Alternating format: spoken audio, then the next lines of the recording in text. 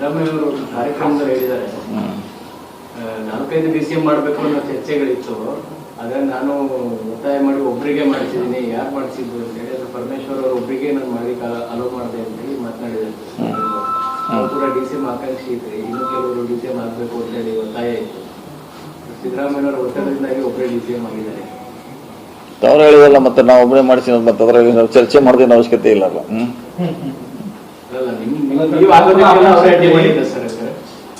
ಅಡ್ಡಿ ಅಂತ ಹೇಳಿ ಭಾಳ ಆಗ್ತೈತೆ. ಅದನ್ನ ಎಲ್ಲಿ ಇವ್ನು ಎಷ್ಟು ಪೋಸ್ಟ್ ಹಾಕ್ರಿ, ಯಾರು ದೊಡ್ಡವ್ರು, DCM ಎಷ್ಟು ಮಂದಿ ಅಂತ ನೋಡೋಕೆ ಕನ್ಫ್ಯೂಸ್ ಆಗಲ್ಲ ಜನಕ್ಕೆ. ಅದಕ್ಕೆ ಒಂದೇ ಇದ್ರೆ ಒಬ್ಬರೇ ನೋಡ್ತಾರೆ. ಈಗ 4 ಜನ ಹಾಕಿದ್ರೆ ಯಾರು ಗೊತ್ತೇ ಆಗಲ್ಲ ಎಷ್ಟು DCM ಮತ್ತು ಕನ್ಫ್ಯೂಸ್ ಆಗುತ್ತೆ ಅಂತ ಒಂದೇ ಮಾಡಿದ್ರು ಮಾಡಿದಾರೆ ಅಷ್ಟೇ.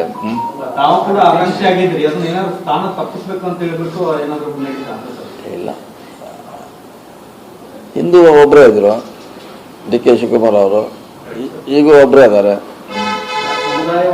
ಅವಾಗ ಇನ್ನೂ 2-3 ಮಾಡಬೇಕಂತ ಡಿಮಾಂಡ್ ಇತ್ತು, ಅವಾಗ ಇರ್ತಾರೆ,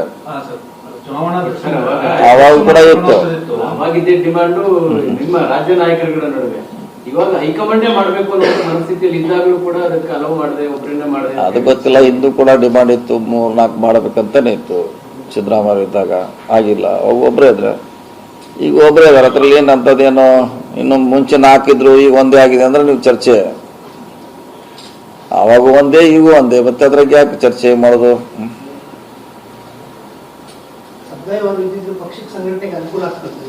ಮಂತ್ರಿಯಾಗಿ ಮಾಡ್ತಿಲ್ಲ, ಮಂತ್ರಿ ಇದಲ್ಲ, ಮಂತ್ರಿಯಾಗಿ ಒಂದೇ DCM ಒಂದೇ ಎಲ್ಲ ಏನು ಹತ್ರ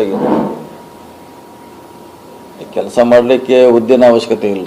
ಮಂತ್ರಿಯಾಗಿ ಮಾಡ್ಬೋದ್ರೆ ಮಾಡ್ತೀವಿ.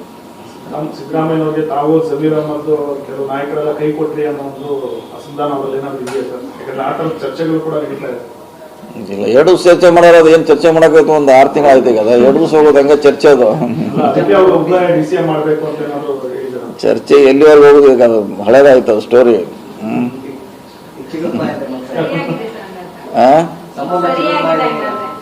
ಹಳೇದಾದ್ರು ಸರ್, ಈಗ ಅದರ ಹಿಂದೆ ಇರ್ತಕ್ಕಂಥ ಮರ್ಮ ಏನು ಅನ್ನೋದು ಹೊರಗಡೆ ಬರ್ತಾ ಇದೆ. ಏನಿಲ್ಲ, ನೀವು ಹೆಂಗದು ವ್ಯಾಖ್ಯಾನ ಮಾಡ್ತೀರಿ ಹಂಗೆ ಆ ಥರ ನೋಡ್ಲಿಕ್ಕೆ ಆಗ್ತೈತಿ. ನಾವು ಒಂಥರ ವ್ಯಾಖ್ಯಾನ ಬೇರೆ ಮಾಡ್ತೀವಿ, ನೀವು ಒಂದು ಥರ ವ್ಯಾಖ್ಯಾನ ಬೇರೆ ಮಾಡ್ತೀರಾ.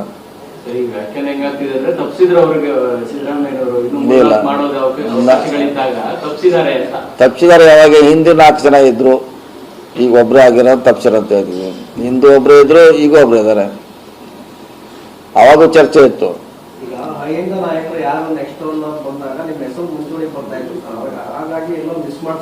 ಇಲ್ಲ, ಹಂಗೇನಾಗಲ್ಲ. ಈಗ ಸಿದ್ದರಾಮಯ್ಯ ಅವ್ರನ್ನು ತಪ್ಪಿಸ್ಲಿಕ್ಕೆ ಸಾಕಷ್ಟು ಪ್ರಯತ್ನ ಆಯಿತು, ಅವ್ರು ಲೀಡರ್ ಆಗಿ ಹೋದ್ರು. ಈಗ ನಮಗೂ ಯಾರು ತಪ್ಪಿಸಾರೋ ತಪ್ಪಿಸ್ಲಿಕ್ಕೆ ಆಗೋಲ್ಲ. ಲೀಡರ್ ಅದೇ ಪ್ರಶ್ನೆ ಇಲ್ಲ.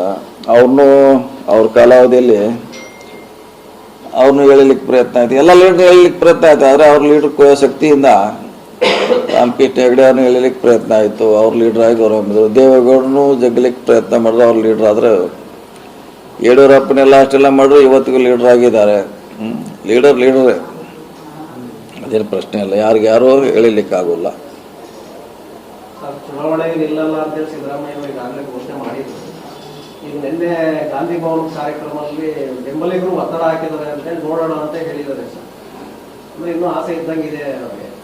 ಆ ಸಂದರ್ಭದಲ್ಲಿ ಅದನ್ನೇ ಹೇಳ್ಬೇಕಲ್ಲ, ಇಲ್ಲಾರು ಬಿಡೋಲ್ಲ, ಅವ್ರು ಹೊರಗೆ ಬಿಡೋಲ್ಲ.